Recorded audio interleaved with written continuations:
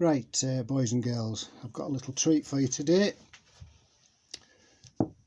These are the rockers that came off the, these are the rocker arms that came off the rocker shaft off the Wolseley. So I can see the bushes they're quite worn, and I could tell by the rocker shaft that they were quite worn.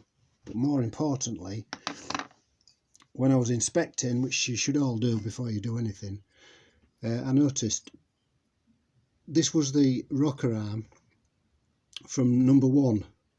I can't remember whether it was the inlet or the exhaust now, but obviously that rocker has not been getting any oil, and what it's done, it's picked up the bearing and it's been rocking with the arm, and what's happened is the oil ways with the bearing getting picked up, it's rotated it and it's blocked the oil gallery, it's blocked the oil flow to that rocker arm. Now somebody's tried in vain obviously to try and rectify that, and I knew that the engine just didn't sound quite right, and that is symptom number 2 for the badly running engine, because what's happened is I think the valve hasn't been closing properly. It's only been closing under pressure from when the rocker arm goes back down. It's been staying open instead of when it should be closed. It's been creating all sorts of problems in the combustion chamber. That would be why one of those pistons was actually fouled up very badly. So I thought, well, bite the bullet, just take all the bushings out and replace them with some new bushings. So this is what I'm going to show you how I'm going to do next. I've took the adjusters off the rocker. Now this is what I do. Found a solution to it. So you need a socket out of your socket set and a smaller socket. So we mount this in the vise as such. You'll have to bear with me because my vise is very small. It'll only just perform this because it's just doesn't open quite wide enough. I could get a narrower socket, but it wouldn't fit in the. It wouldn't fit. So what we're going to do is we're just going to line this up.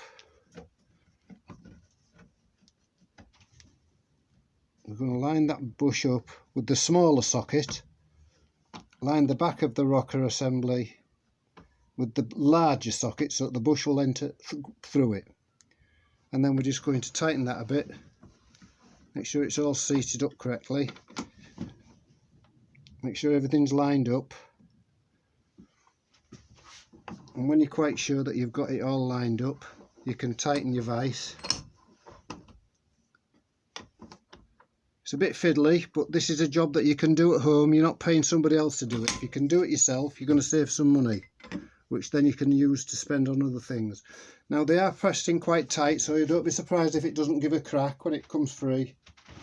You've got to make sure everything's lined up before you start tightening.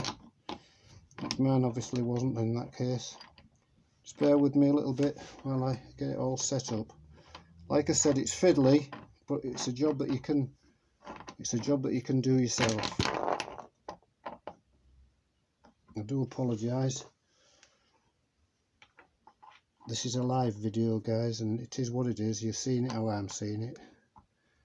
I've just done 5 of these without any problem at all, and I thought, well, I'll make a video of the last one and show you how I've been doing it, and this is what happens. So I think we're about there now. That's it, it's gone. They go with a crack. Don't be surprised if you can hear that. You've got to press them out because they've been in there for 50 years, haven't they, or more in some cases. Just keep tightening your vise now and it'll press that bearing out, and that's it. That bearing's through now. Back your vise off. Now there's your socket, what you put in, that's slightly bigger, and that'll fall out. Your bushes come out, and inside your other socket you'll find the bush that you've just pressed out, like so. Now there's 2 holes in these bushes, and there's 2 corresponding holes in the rocker arm. There's one there, look, and there's another one back in the far corner there. Don't know if you can see it on the camera, but there's another one just by there. Now you've got to drill this plug out to re-drill your bushes when you get them installed, and I'll show you about that when I'm come to reassemble it. I just want to show you that bush again. That's what happened to that bush. So that's the reason for that. I'm going to do you another one now, just to I'm going to just press another one out for you, just so you can see. Take out your adjusters, because all those will want cleaning up anyway. And obviously this plug's got to be taken out so you can drill your bushes, which I'll show you in the next video. So you get your arm, you make sure you can get it on your vise as such, line it up. It's very primitive in my shed, just a little bit like me really. I'm a bit primitive as well, but it gets the job done. And if you're trying to restore your car on a budget, like I don't like to waste money. If it's something I can do myself, I'll tackle it.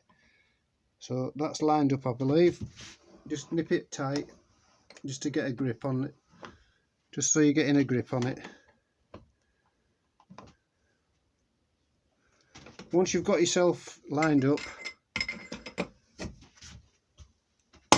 that's it. It makes a bit of a racket, but that's only the pressure releasing from the bearing. They're very, very tight, as I said. So then you just gotta undo it, and you'll know when it's come through because your vise will go slack, like that. Take your socket out, take your rocker arm off, and take your bush out. And there's the bushes, look, you can see the bushes. These will all want line reaming. I'm going to buy myself a line reamer, a handheld line reamer, and I'll show you how we go on reaming those out. I've been watching it on YouTube, as probably a lot of other people do. So there you go. So I hope you found that interesting. And if you like the channel, subscribe. If you've got any comments, I'll try and answer them. Like I say, I'm an amateur builder, I'm not a professional, so don't criticise me if you think you would do it this way or that way using a mechanical press and all that. I don't have that equipment, I've got to use what I've got. So yeah, thanks for watching, and I look forward to putting another video up for you.